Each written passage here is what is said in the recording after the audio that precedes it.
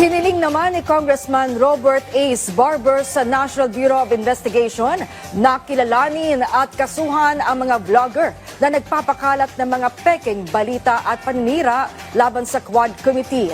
Kumbinsido si Barbers na Ay nako, grabe no. Humingi pa si Barbers ng tulong sa NBI. Oh, para imbestigahan talagang tandem kayo ng NBI. Kakampi mo si siyempre, paimbestigahan mo na rin sa DOJ. Siyempre, DOJ yan eh. Under the DOJ yan. Sino pa under sa DOJ? Di si Boying. O, paimbestigahan mo na.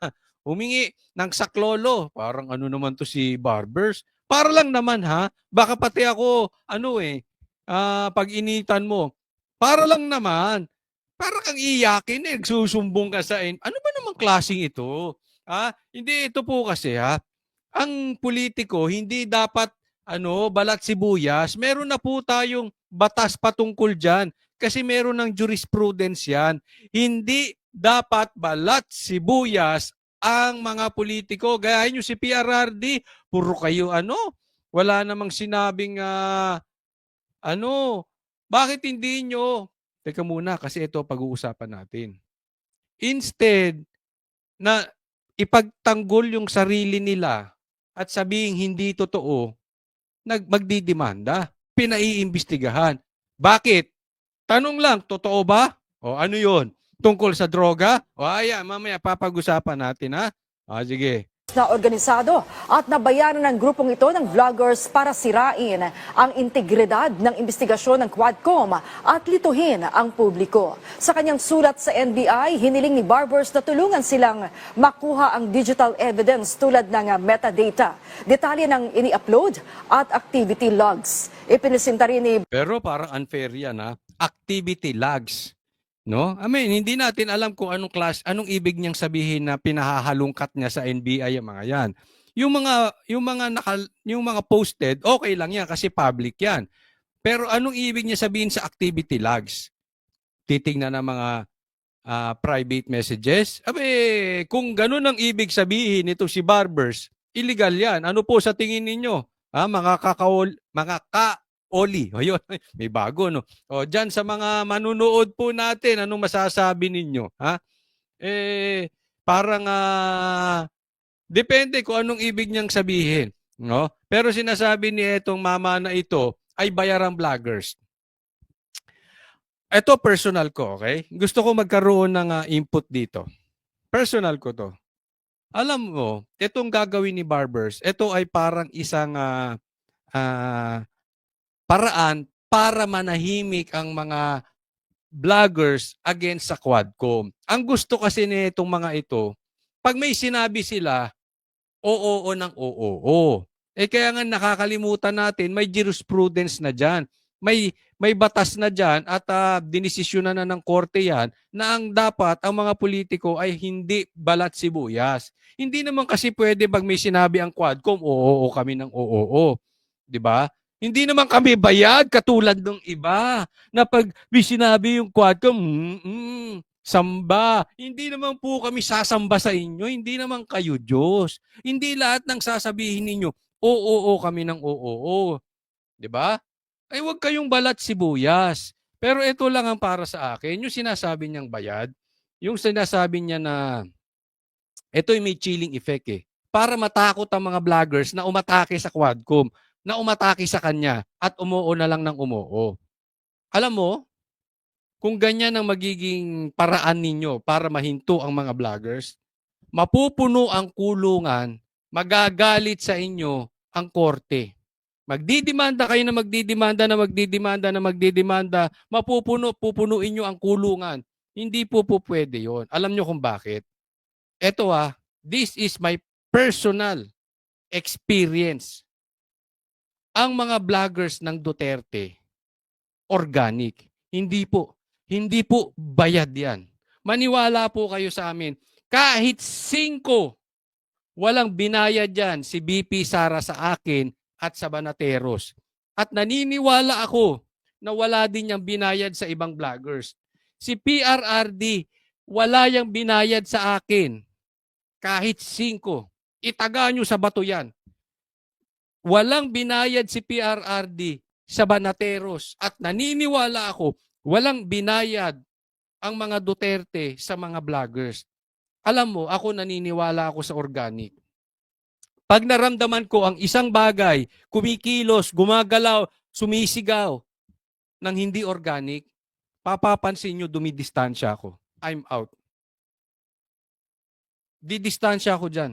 Kasi ang gusto ko lahat ng bagay, mapa-rally, mapa-vlog, mapa-anuman, dapat po organic. Yung kusa, yun po eh. Ibig sabihin ng organic, kusang tumubo. Hindi hinog sa pilit. Hindi mo pinilit. Kaya po, ako naniniwala ako, yung mga vloggers ni Duterte, yan po ay organic. Hindi yan pinilit, hindi kinausap. Sa katunayan, ang dami pa nga hindi nakakausap si PRRD. Hindi binayaran. Maniwala po kayo, walang bayad yan. Kasi wala po kaming bayad. Alam ko po yan. Maniwala po kayo sa akin. Wala po. Kaya mahirap ihinto ang mga vloggers ni PRRD. Mahirapan po kayo dyan.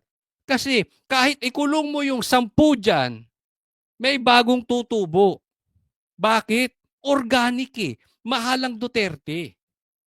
Kasi pag pinilit mo yan, binayaran mo ang isang tao, pitikin mo, kalabitin mo, tatakbo yan. Bakit? Hindi galing sa puso eh. Pitikin mo ang isa, tatahimik ang lahat. Bakit? Bayad eh.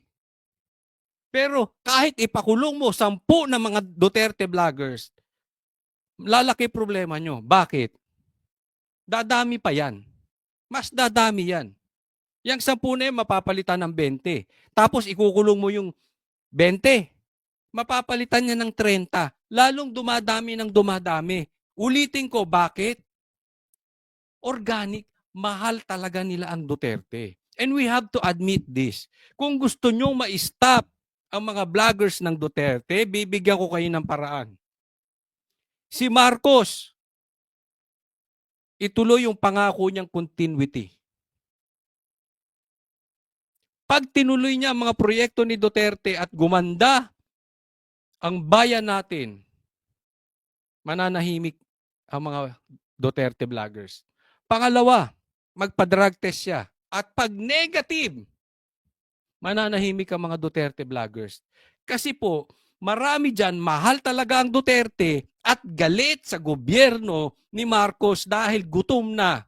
Nagagalit sa pag-aabuso ng mga taong nakaposisyon. Ang nakikita ng taong bayan, wala nang inaatupag ang mga Quadcom, ang Kamara kung hindi ipitin ang Duterte at ang mga kaalyado ni Duterte. And here we are, ididimanda natin ang mga vloggers ng Duterte. Di ba? Lalong dadami yan. Kasi sa tingin nila, lalo silang naaapi. Mahal talaga nila ang Duterte. Galit talaga sila sa gobyerno ng BBM. Pero kung aayusin ninyo ang trabaho ninyo, na merong kasi kahit ikulong mo si Sara, anong pakinabang niyan sa Pilipino? Wala. Impeach nyo si Sara, anong pakinabang niyan sa Pilipino? Wala. Ituloy ninyo yung nasimula ni PRRD, anong pakinabang niya sa Pilipino? Madami. Magpa-drug test si BBM, anong pakinabang yan sa Pilipinas? Madami. Kasi mapapanatag sila na ang namumuno sa kanila ay hindi adik. Kung ganyan ba ang ginagawa ninyo? Ang sagot, organic ang vloggers ng Duterte at ang sagot nyo ay organic din. Makakakuha kayo ng magandang resulta. Pero kung organic ang kalaban ninyo, gaya ng mga vloggers ng Duterte, tapos yung atakin ninyo demanda, maniwala ka. Magkulong kayo ng isang vlogger, lalong dadami yan. Bakit? Nasabi ko na. Dapat alam nyo na. Barber sa NBI ang kopya ng vlogs na nag-uugnay sa kanya at sa kanyang kapatid na si Surigao del Norte Governor Lin. Ito. Ha? Inuugnay yung kapatid niya sa droga. Alam nyo, Ako po, hindi ko sinakyan yung topic na yan. Inaantay kong lumabas sa balita kasi gusto kong both sides madinig. So, hindi po ako yung isa sa mga vloggers na yan. Pero, kung yung mga vloggers na yan ang ikinagalit ni Barbers, na inuug na yung kapatid niya sa droga, cheap shot po yung sagot ni Barbers. Dapat pinaliwanag niya. Una, ipinaliwanag niya, nagpalabas siya ng ebidensya na yung kanyang kapatid ay hindi involved sa droga. In-explain niya na may katumbas na ebidensya. Pero pag ganyan magdidemanda ka, alam mo iisipin ng tao, totoong involved yung kapatid mo sa droga. Bakit? Hindi ka nagpaliwanag, hindi ka nagbigay ng ebidensya, hindi mo tinanggi. Ano lang ginagawa mo? Paimbestigahan sa NBI, idemanda yung nagsabi ng mga vloggers. So ano yun? Parang sinabihan ka ng adik. Instead na nagpa-drug test ka, idinimanda mo yung nagsasabi na adik ka. But teka muna. Lalo mong pinatunayan sa taong bayan na adik ka. That is just an example. Kung ikaw nagpaliwanag, hindi ako adik, etc., tapos nilabas mo ebidensya, yun, siguro kalahati ng mga naniniwala o more than maniniwala hindi ka adik. Oh.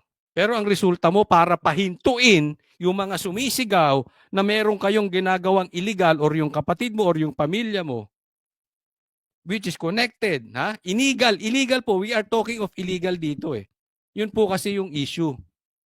Aba, lalong magagalit ang taong bayan. At definitely, you cannot blame the people kung maniwala na konektado nga sa droga. Hindi po ako nagsabi niyan. Wala po akong post niyan. Pero pinagtatanggol ko yung mga vloggers na nagsabi niyan. Kasi karapatan nilang magsalita. Kasi gusto nilang malaman, barbers eh. Dapat umasta kang barbero. Hindi ka umastang manikurista. Gusto nila may tanong sila eh. Gusto nila malaman yung katotohanan. Hindi mo in-explain. Magdidemanda kayo. Ulitin natin yung parte na yan ha. Oh. Na si Surigao del Norte Governor Lyndon Barbers sa droga. At sa kanyang kapatid na nag-uugnay sa kanya at sa kanyang kapatid na si Surigao del Norte Governor Lyndon Barbers sa droga. Yan sabi ko, di ba?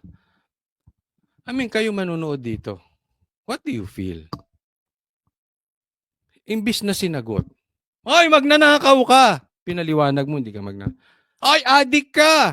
Nagpa-drug test ka sana. Oy, connected kayo sa drugs. Sana nag-explain. Naglabas ng ebidensya. Hindi eh. Ewan ko, ano masasabi nyo dyan sa mga manunood natin? Di ba?